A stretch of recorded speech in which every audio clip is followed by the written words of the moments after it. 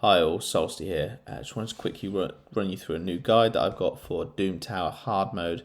In particular, an interesting one today. It's actually running a solo build in a wrong affinity. The set that I'm looking for today is or I have been looking for more recently, is the Untouchable set. So if I just kind of run through this here, the Untouchable set is a brilliant set. It is a resistance, plus 40 resistance on a 4-piece set that also provides immunity. You might see here that I've got a really great piece here on one of my lures, which I'm going to move to a Mithrala very soon when I pull her, which is accuracy with a speed triple roll. I've also got a couple of a triple roll accuracy with speed, and I've also got I think a double roll, a few triple. There you go, another triple roll accuracy with speed. So a really good set that I'm kind of building out for her already. If we look through my so the reason that I've been farming that is mainly because I knew I'm getting close to Mithrala. If you're talking about arena cleansers, we're talking people like Kaimar, we're talking Cardiel. So Kaimar, sorry, from a reset perspective, but also Cardiel. You've got Mithrala, they're kind of Warlord can also run in a resistance build. Bit more old school now, the Warlord resistance meta, but it definitely still something which is super powerful. You could even run a cleanser like Wither, for example, in the Untouchable set. Or just simply, if you want an Untouchable set for a Nuka, for example, you may want to do a Trunder, for example, in a immunity Trunder for an anti-hegemon team. So it's a really valuable set, and that's currently what we're doing with immunity. So the lovely thing about Doom Tower is obviously we can farm these bosses in really kind of high volume and get pieces specific to what we need. So if we're talking about for example, the Doom Tower Dark Fae boss, which I showed my last video was on, that one's actually a really great Savage set, or a really great upgrade from Savage set. And the problem is with Savage is you could run Fire Knight 200 times and you'd probably only get 10 or 20 pieces, and 3 of them might be of use, maybe. The lovely piece about getting the sets from Doom Tower is that we can then make sure they're 5-6 star pieces, preferably 6 star obviously in most cases. We're also making sure that they're probably epic or legendary, and then we can also pick the substats we kind of want to be seeing on which pieces of gear. So really, it's a no-brainer that if you want to get great immunity pieces, then actually being able to farm the Scarab King is great. And if you want to be able to farm great Savage pieces, then being able to farm Doom Tower for Dark Fae, for example, is fantastic. And they probably are I'd say two best sets from Doom Tower. Bommel's got a really good set as well, but really difficult to farm. I'm only just about soloing him, so I think there's a different level there of account required. Or Champion. Unfortunately, I don't have a Duchess, who seems to make most content trivial in the game, so actually really tried to get her this time around, but ended up with the Rotus, so I can't complain. So the build I'm talking about today, though, is a floor 100 Scarab King solo. You'll be able to notice in my clan that we've got 4 people above me using a Euros build. We've got 4 people below me using a Euros build, and we've got the 10th person using a Vargol build. Now, obviously, the difference between Vargol and Toragi in this instance is Toragi is actually the bad affinity for this boss. So he does potentially, that's where the fail comes in for this build, is that he weak hits. Whereas Vargol will hit fine on this build, but he'll actually weak hit on the next, because I believe the other Scarab is Spirit Affinity. So neither are perfect. Eurus is obviously the ideal candidate here, but like I said, I'm 1 rotation away from getting him, which is obviously a bit annoying, because it would be great to have him right now and have him in the team farming, because this set is just so important for endgame, kind of as you're pushing through arena. The build itself is really simple. So I've got 5 champions. Probably only need 3, but the reason we've got Whirlim in there is for this massive aura. It's a 40% in Doom Tower build, Doom Tower aura, so fantastic for the build. As you see, almost no speed, no accuracy, just kind of no gear at all on. Toragi, we don't use anything, no special preferences for round 1 or 2. Round 3, he's got everything locked apart from his A1, which does an attack down. and also his passive, if you don't know, it is the same as Euros. It applies a poison, however, it can't be booked up to 75%, and it doesn't do all the amazing things that Euros does in terms of increasing Euros' max HP and decreasing the boss's max HP. And because of that reason, Toragi is not as tanky as Euros, and therefore you can't run him in this build in War Master. War Master is obviously so effective on Euros as well because he decreases the boss's max HP, so therefore his War Master hits are harder. His also basic attack A1s are harder, and it's just a far quicker farm. But there's not everyone who's got Euros, and there's probably a lot more people who've got Toragi. He's a good clan boss champion. Euros is very much a one-trick pony. He solos Scarab King very well, but he doesn't feature in many other aspects of the game. So that's the build I've got for Toragi. Seneschal's got nothing on. He's literally level 14 straight out of one of the shards. Draco just does his job. He effectively helps me get through waves 1 and 2 and then dies on the boss. And Ethos effectively does a huge hit at the start of the first wave but gets instantly killed by War Chief's passive. So he's effectively dead within the first 5 seconds of the run starting. And then Draco Morph, as you all know probably about Draco, hits super hard. Is in my clan boss build anyway, so he's got decent speed, accuracy, crit rate, crit damage, etc. But yeah, effectively they carry me through to the boss. So that's the kind of team. As you see, 217 team power to solo Scarab King. We're talking 6.5 minutes. It's not the quickest solo in the world, however, it's a completion. As I said, maybe 70% completion rate, I'd say. I sort of flitter between maybe 50% on bad days and actually no fails on good days. So 75% is probably around a fair point to be with this build. Just to run you through my Great Hall, I'm on a magic affinity. I'm getting max accuracy, max resist, but I'm only 6 out of 10 on the kind of. So I'm getting half the benefit I could be getting from HP and defense. So again, that would be a help for him. The reason he has the Whirling Frost King aura is because his defense is so low in this build. A couple of bits that need mentioning is that he needs the Blood Shield accessory because the way that the Scarab King works, if you're not aware, is that he counterattacks on people who attack him without shields. What Toragi does is he hits, applies a shield to himself, and then the boss doesn't counterattack. It's not that he hits without a shield, then the boss counterattacks. It's actually that once he hits, it automatically applies a shield, even though it's an absolutely minor shield, about maybe 100-200 health. It's enough to stop the boss's passive triggering. And he's also got the counterattack necklace on. That's just been really useful, actually. Because we're only using his A1, which is the decreased attack, he needs to land it. He takes so many hits from the Scarab King that actually it's fantastic benefit to have it on. What we've got here is we've got a regen immortal gear. We've got him at 240 speed. And we've got him at 374 accuracy, which is crucial. You need him to be landing his decreased attack and his poisons. When he doesn't weak hit, they need to be landing. And you can survive probably 4 or 5 sets of weak hits.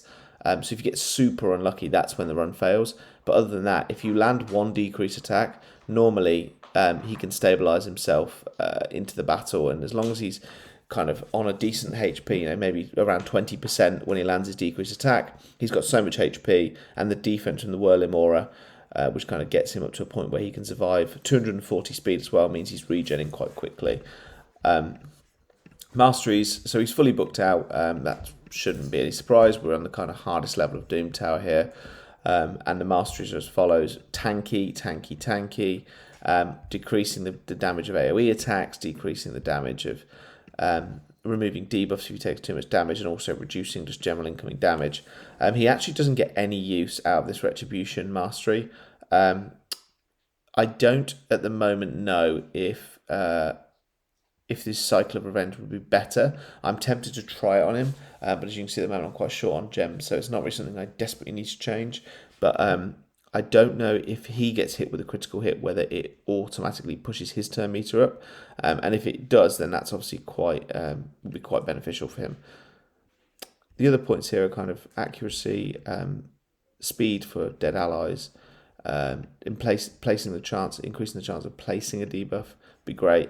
If I had the ability to do so, I would kind of focus a little bit more over on the left-hand side here with healing, but he needs the accuracy in order to be able to land his debuffs.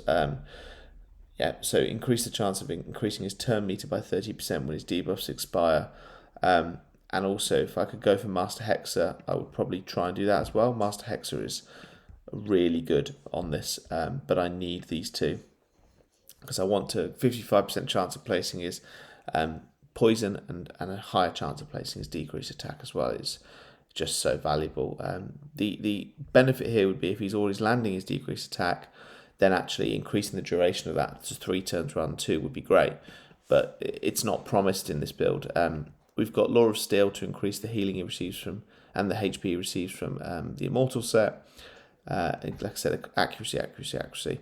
In the other solo build, you'll see that aren't as accuracy dependent or is not as tanky requirements, and therefore you can go a bit more, is that you kind of want to go down this way, which is increase the amount of healing and shield buffs and that kind of stuff. That actually really helps. That actually really helps to keep them alive during solo builds. So you might see something similar to what I've got with my Tyrant, that's solo Spider. His build is, where is he? His build is kind of more along the Oppressor route, but also then he's got this healing, all these healing masteries down the side. But unfortunately, you can't afford that because you can't lose the accuracy on Toragi. So overall, like I said, the build's quite gear dependent. We're talking 90k HP, 2.1k defense. Now, he's got 948 defense, so actually he's only getting sort of 360 defense from the Whirling Aura. Now, obviously, if you're talking 30% HP, that comes out to close to like six and a bit. Actually, it's 2,180 times 3, so you're talking like 6.5k HP there. However, I find he didn't survive. He really does need that. It's all dependent on landing the decrease attack, and you need to land it within 3 or 4 hits. If you go with the HP, you can be crit, and your HP will drop so fast. You'll probably get 3 or 4 sets of attacks to get your attack down on before dying. Whereas if you're at 2.5k defense, you maybe get 5 or 6 hits, which actually makes a huge difference because, like I said, you can weak hit. He's only just got enough accuracy to really be landing the debuffs. So yeah, it's a kind of a risky one, but for me, it's the best way I've found to go. The only other option you've got is, he's only got 96 base speed, is I did try him with an Asala the Mourner, and it did succeed. However, I don't think it was as consistent. So overall, my suggestion would be, if you can get him to 85k HP and 2.7k defense, throw a HP or a speed aura on him. If your gear works that way. My regen gear is all predominantly focused into HP percentage on the chest and gloves. So therefore, most of my HP is going through those main pieces. But like I said, it all depends on your gear that you've got. My gear is pretty good, but it's not end game. I've not been extremely lucky with regen sets, and I'm just waiting for them to bring out a Doom Tower boss that has something equivalent to a regen, because that would be fantastic if it could be farmable. Other than that, though, like I said, the accuracy needs to be around 350, maybe a little bit 365. Resist, it doesn't really matter too much in this build, to be honest. He's getting very little from the artifacts, and I'm not focusing on it at all. Unless you can get sort of 500-600 resist and maybe drop the speed, because he won't get a decrease. So the boss does place a decreased speed.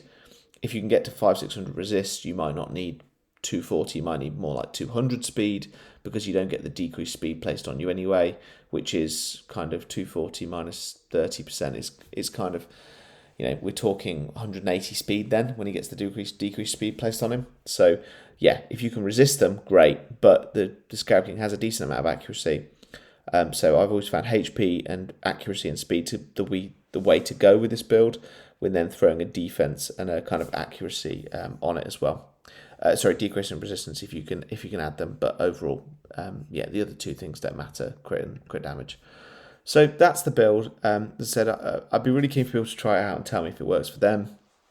Overall, I was really happy that I could farm it. I've made, as I said, all the untouchable gear you just saw pretty much was from this rotation of Doom Tower in the last CVC. I've been farming this boss since pretty much the day that I figured out this build. It's only for people who exclusively don't have Eurost. You're not going to be using this build if you've got Eurost. He is by far the most successful person at farming this boss quickly, efficiently, and without any risk. And he can do it on both affinities. However, like I said, I will be getting Eurost right at the end pretty much of next rotation, and therefore there might be a shout with legendary book requirements and stuff at the moment. There might be a shout with having Mithrala and a couple of other champions. I pulled a Rotos at the weekend, so having those champions now in my inventory is that I may potentially hold off building Eurost for a couple of months because I've got the Toragi fully booked out and built. He's good affinity for the next rotation, and yeah, I'm just waiting on seeing where I get to with that. But overall, I'd say give him a try. There's no harm in building him. He's fantastic in faction wars. He's fantastic in clan boss for certain builds. Adds real value to your account. I'd say you could also build him in once you've bored this or finished with this, you could potentially use him in arena or something else like that. But yeah, overall, I'd say definitely give him a shot. He's a fantastic champion, and it should allow people with him on their accounts and a decent set of sort of soloing gear to kind of really be able to get down one of the hardest bosses in the game that drops a superb set of gear. Yeah, so if you are looking to move from kind of mid game to end game, I'd say definitely try and farm the Scarab King. And if you've got Toragi, then ideal. We're talking Vergis can solo it, and that build is around 20 minutes, I understand, even in a destroy set. So I'm sure people can do it quicker than that, but I think the average player can kind of do it in around 20 minutes with a destroy set, which, you know, we're getting 3 sets of runs in with that now. And on super raids, it means that you could effectively farm the boss 6 times in the space that it could be farmed twice. So yeah, give it a shot, and if people try it out, let me know what you think. I'd be keen to see anyone else who's had success with this. But yeah, definitely works, good build, and as you saw, it's competitive against Euros builds, although potentially quite a bit more gear dependent overall. Thank you very much. I've been Solsty, and I'll check you out in the next video. Cheers.